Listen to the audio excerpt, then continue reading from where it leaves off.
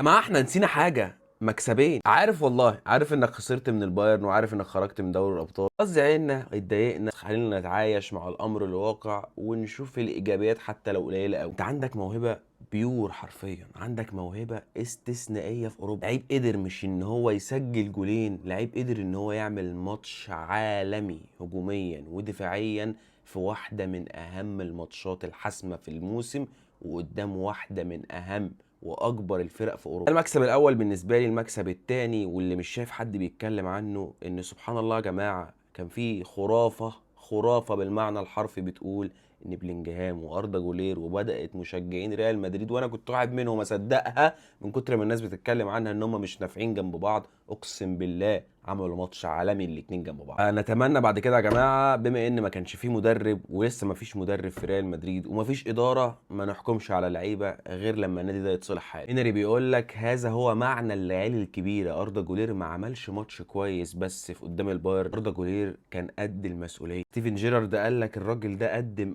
احسن 30 دقيقه بتيشيرت ريال مدريد، سجل جولين احلى من بعض والجول الثاني كان احلى من الاول. والله العظيم انت عندك في ريال مدريد لعيبه لو بنيت عليهم مشروع ناجح فعلا وصبرت عليه، مفيش فرقه في اوروبا هتقف قدامك.